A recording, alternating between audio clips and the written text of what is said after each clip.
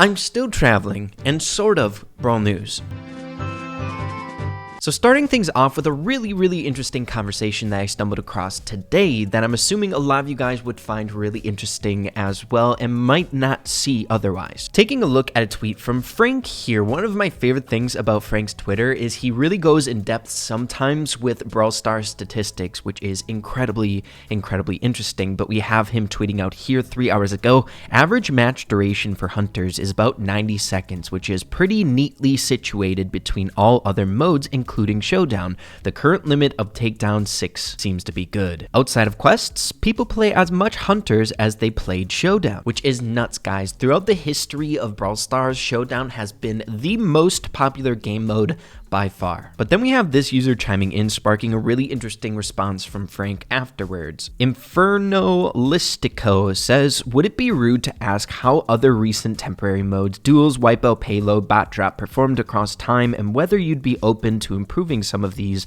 and making them permanent? We have one quote tweet here, which is of course by Frank, and we can see some actual statistics of popularity amongst all the game modes in Brawl Stars. Frank says, good question. Yes, we're up for improving existing modes or making iterations. Here's a fairly recent comparative ranking between modes. It's a bit tricky due to different maps, days, but it gives you a good idea. I love things like this, just being able to put in a ballpark how popular certain game modes are here. So we're taking a look at a benchmark graph, which is basically, it showcases, I believe, not 100% certain, but I'm just assuming that Showdown is the most popular, so that's at the very far graph, and then everything following it on the graph is how popular it is compared to Showdown, the most popular. So the next in line is Duo Showdown, of course, literally pretty much so the same game mode, just playing with a partner, really close to regular solo Showdown. And then next, the most popular 3v3, Brawl Ball, Gem Grab follows that. And it's really cool that we're seeing both Knockout and Duels performing really well, somewhat newer game modes here in Brawl Stars. I like to see that. Then we have Bounty, Bot Drop, Payload, Heist, a very surprising one. I feel like there's always been a lot of love for Heist. It might be because of map rotation and things along those lines. We have Hot Zone, Wipeout, Basket Brawl, Siege, which is gone, and then the biggest kicker to me is Showdown Plus. Showdown Plus, the weakest of all the game modes, but I don't know if that's because it's been out of the game for quite some time and it just doesn't have people playing it right now. Let me know what you guys are thinking about this. It always really interests me when I'm able to take a look at just kind of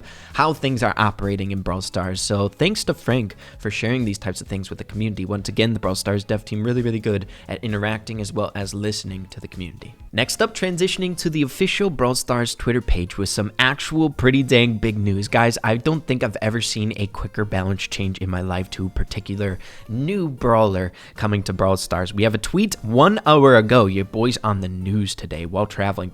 More prompt while traveling. But we have here, maintenance ahoy, fixed crashes in Minecart Madness, penny balance changed, as well as fixed other minor visual text issues. Taking a look at the in-game patch notes here so we can further analyze these changes to penny. Very quick changes. I don't think I really made the connection that she was broken or anything like that. She felt pretty dang strong, but I feel like I'm not like a super credible source to be able to say that at this point with the limited gameplay that I have with Penny here, but a very fast turnaround rate for these balance changes. But the specific changes to Penny are as followed. Reduced damage per coin after the main projectile splits to 75% of the total damage was 100%. Now, I'm not sure if this nerf is going to be super devastating to her character since it's kind of a niche damage in her build. It's kind of like her escape from danger. You pop down that barrel and then you blast away at those aggro units. It's not to like her overall DPS from her main attack, right? But still, in the Penny sneak peek, we were able to get 7,050 damage. But now when we land all 5 of the coin bags, we get a grand total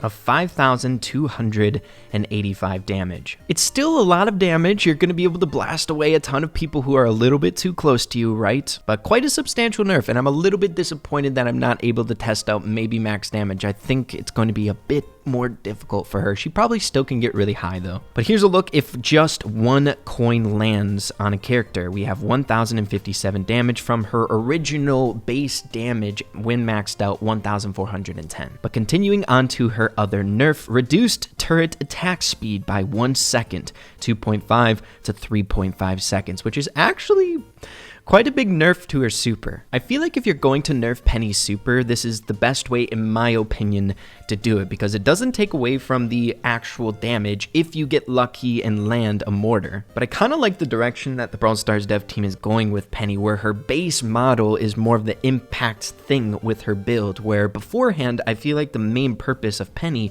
or the main strat with Penny, was to get your mortar as fast as possible, place it down, and then that's the main bit of control that you have. It put people in really awkward positions, those mortars coming in. So reducing the time in between each cannonball basically just made Penny's design or character a little bit less annoying to play up against. So I'm chill with it. I kind of like the change, but it is still a pretty big nerf. Again, make sure to let me know what you guys are thinking about these changes to Penny. Again, it's even more beneficial in the comments, or at least for me, because I didn't get that much playtime with her. But moving away from that, it's time to get into some more fun news. I had to bring this up in this video, seeing that I'm such a big fan of pins, and it might have been something that you missed in this most recent update, and that is a new pin was added here to the game, to the default pins, and that is a sunglasses yellow emoji. Now, there's no animations to it just yet, but I know they're going to be absolute straight freaking fire. It's a great addition to the basic pins. I think it fits in perfectly. But moving along here, transitioning to Paul's Twitter page. If you guys don't know who Paul is, he was the main character design of all the brawlers in the game, now moved on